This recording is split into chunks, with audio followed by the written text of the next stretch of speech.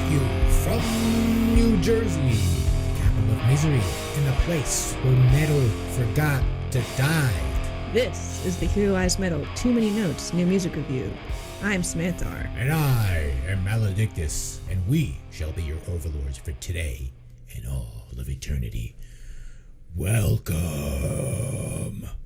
Today we have a band called Tentation. Excuse me. Tentation. I believe the pronunciation is Tentation. Sacré bleu. Tentation. Tentation. Oui, Tentation. Tentation. This is what I've been saying. Tentation. We're here to discuss their album, Le Berceau de Dieux. We're going to have a lot of français pronunciation aujourd'hui. Lucky thing you speak. Somewhat. So yes, this is a French heavy metal band. They are from Dieux, France, which is very near Spain. They're from Torrelles. Catalonia, I think you would call that area. From a place called Torrelles. Dieux.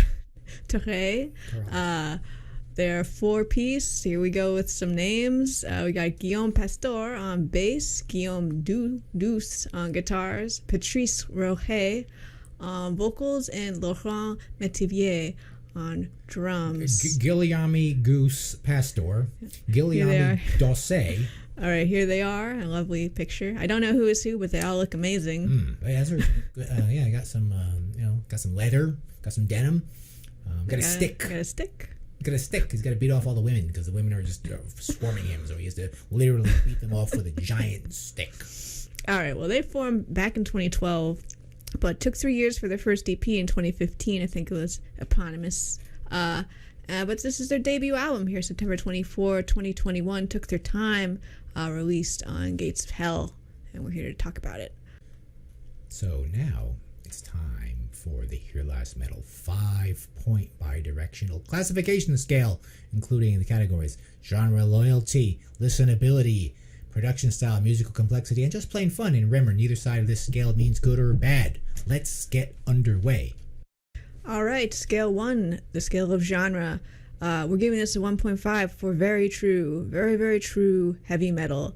It's a very nice, bright style of heavy metal, sitting back on that very early influence. I would say late 70s or early 80s style. We've got guitars out in front, a few twin guitar moments here and there, clear vocal. Most reminds me of Riot, I would say, as an influence. Well, I don't think we're having much of a Riot as Riot, but they're all coming from like those same origins, I would say. So yeah, definitely there's some of that in there. But there's also a bit of, the obligatory amount of Maiden and Priest in that era of music. Everyone kind of had to take from it, Maiden and Priest. This is, you had no choice really.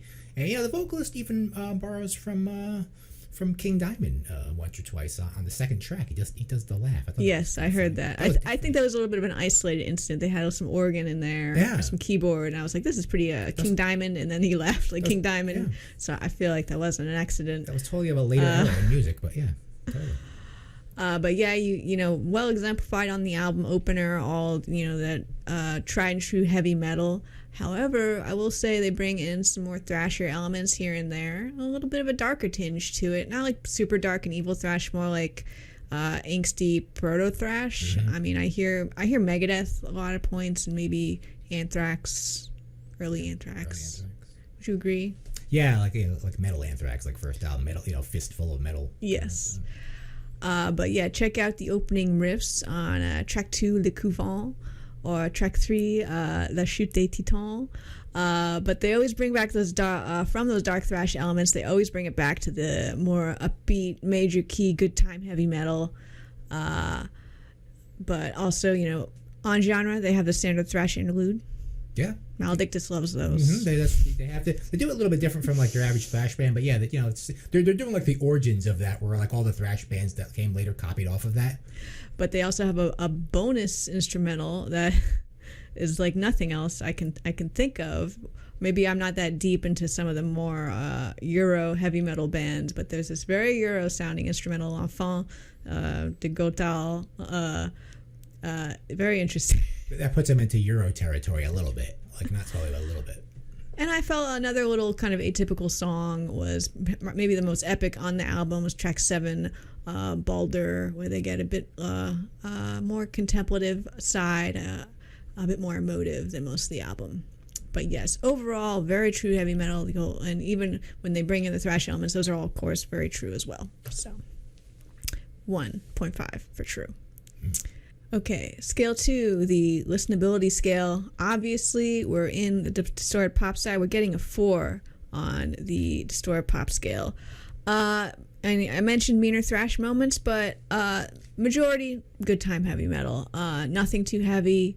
We're having fun. Clear melodic vocal, many catchy guitar lines and choruses, and it's mostly in a major key. Album is song based, I would say. You have standard song structures abound. The only exception is, I mentioned before, I would say Balder, and which is structured more in sections, but most of the album is following those verse-chorus rules. And it's 40 minutes, but doesn't feel like a slog to get through at all. I think they kind of keep it kind of dynamic, just kind of feel with those. I think those 2 interludes help, like Balder, which slows down a bit. And it does not feel like a slog to get through that 40 minutes. It goes quick. It's very listenable. Mm-hmm. It's done before you even know it. Yeah, it's good to have a band that's recording music with audible notes and riffs for a change, even chord changes and decipherable vocals and harmonies. Wow, who could have thought? I welcomed it. But the riffs are still gritty and mean, and they're aggressive. But like for 1981, like for today, obviously no one would give a fuck. But like back then, that was like that was mean.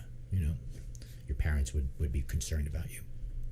Now for scale 3, the production scale, Fisher-Price to high production, we will turn to Maledictus in the production corner. Okay. Tentation has genuinely captured that sound of like 1979 to 1983 new wave British heavy metal, but with a French accent, which is, not something you saw back then ever. It was always some, British guys from Birmingham or something. They have all of the reverb modeling right for that era. And I got to give it a pretty high score on this scale as creating that sort of sound, to create that sound authentically and accurately, to recreate that sound from 1981. I think it takes a lot of effort. I don't think it's that easy to do. It takes, some studio stuff, or at least some kind of technology, I would imagine, and some skills to how to use it. It's very mid-heavy and warm, as a recording should sound from back then. With a full drum sound. Everybody has their equal share of bandwidth, and in era authentic guitar dominance, as you would also expect. The guitar was very popular back then, and with and to top it off with your wailing reverberated vocals, that completes that equation to make music to make pre-metal music from 1981. They've got everything. They've checked in all the boxes. Yeah, I agree. It's got that, modern retro kind where it does sound very good, but probably better than most things were actually recorded back then. Yeah. That was just digital technology. But it does sound old and good. But you can hear everything. You hear very clearly. Mm-hmm. You hear the bass, drums, you hear the reverb on the drums. Yes. Okay, scale 4, the scale of notes. How many notes? We're getting a 3.5, which is enough notes, but a little bit into too many notes. And the only reason I'm putting it there is because of the guitar performance on this. We have a lot of melodic, composed, many notes guitar solos on basically every track. The metal is pretty much in the bounds of what metal did in those days. But these guys aren't afraid to show some Euroness in their sound. We did a whole episode on what Euroness is. If you're kind of wondering, I'm not going to explain that right now.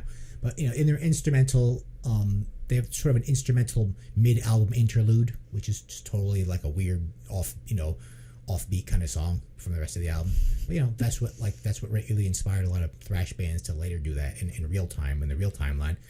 And they kind of do this song, second to last song, almost sort of sounds like a Goblin kind of horror music soundtrack, something like the Italian band Goblin would do. I don't know, that's what it sounds like to me, but that's another kind of curveball in there with their sound. So there's definitely a little bit, they're not just, dummies on the instruments, they kind of seem to know how to orchestrate music and stuff. But certainly not trying to show off or anything. Mm-hmm. They're playing the correct metal. They're playing very old metal. Yeah, there's no super guitarists. It's not about any virtuosity, but all very well performed all the same. The correct amount of notes, but with some extreme guitar solos here and there. the last scale, the scale of fun. We're gonna have a 1 for fun here, which might be, some might disagree with me, but first, my reasons. I love when bands sing in their native language, and this album is entirely in French. And I think it's especially impressive when they're going to do this clear vocal like this, when they're writing all these catchy choruses that you could definitely sing along, but I think it's a little less appealing to non-Francophiles to figure out how to sing along to these choruses, or they might struggle with it. So it takes a lot of, gumption to, you're going to enter the world metal stage, and you're going to sing melodic heavy metal, and you're going to stick to the French. I don't know why that puts this in the fun area for me. I guess I just love hearing, heavy metal sung in a foreign language. I don't know why. Yeah, it automatically... It just lends it a little je ne sais quoi. I don't know. It automatically takes some meanness out of it or something. I don't know. It takes, but with the artwork and lyrical themes on this record, these guys would have been seriously under the gun in 1981. The themes are they seem to be mostly biblical. The album title means the cradle of the gods, and they seem to be singing about some mostly biblical, sinning things. I didn't really analyze the lyrics and translate them all because my French isn't that great. But except for the final song, which is called Heavy Metal and features the only English phrase on the album. You can't translate that. Heavy metal. So they included at the end a song about heavy metal with a bunch of their friends probably as guests on the song. Well, mostly the music also is very bright and exuberant and fun to listen to. So yeah. 1 for fun. Your parents, but if they saw this album in your album collection, just besides hearing it in French, if they heard they wouldn't know what it was about. So maybe when we talk about the cover. Yeah, well, we'll get to that. But if they heard the album, they'd be very confused that you're listening to French music. They'd be very in 1981, they'd be very confused. It's probably satanic. Yeah, but it's probably satanic. But yeah, but if they saw what it looked like, just that without even hearing it, instant satanic panic. Instant filthy 15, Chipper Gore, Geraldo, everything. Martin Downey Jr. Everything. It's going on TV, and your conservative dad is going to watch it and he's going to freak out. And your mom's gonna, send you somewhere, okay?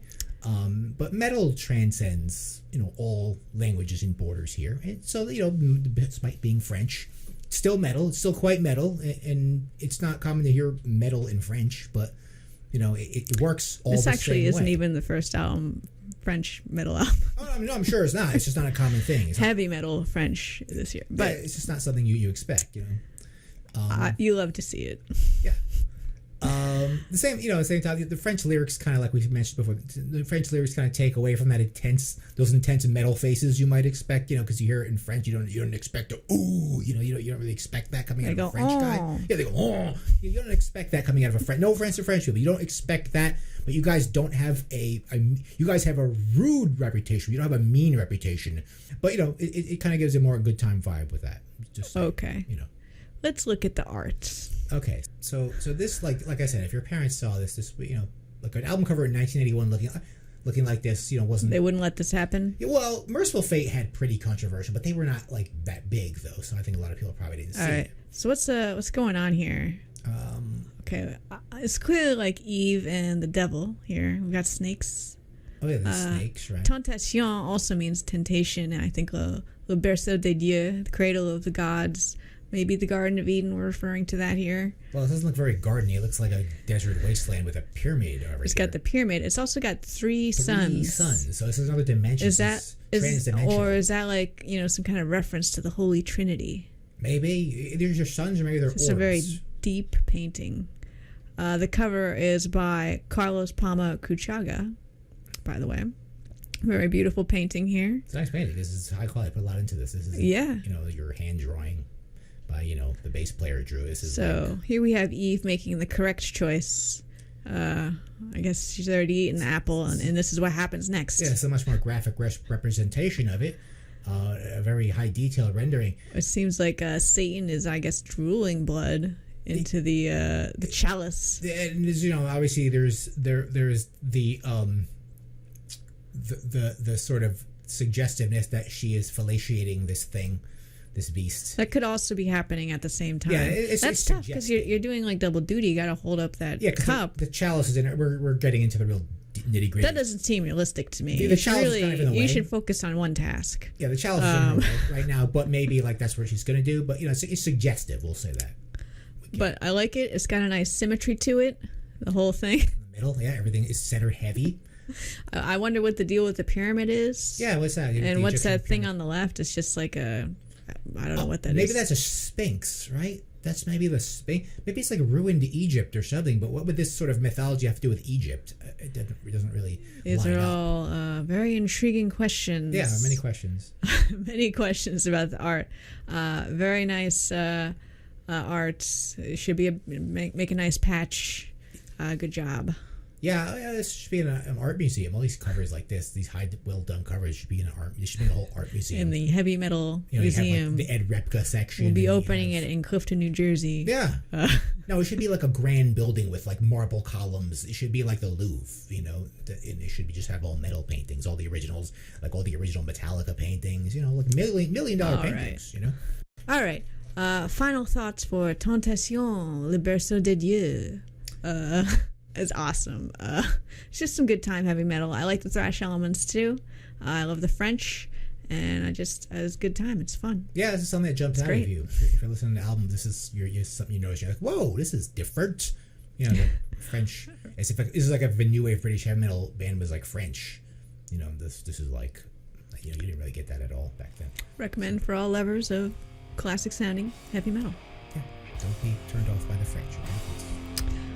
Learn a little bit. All right. We'll see you next time with another review.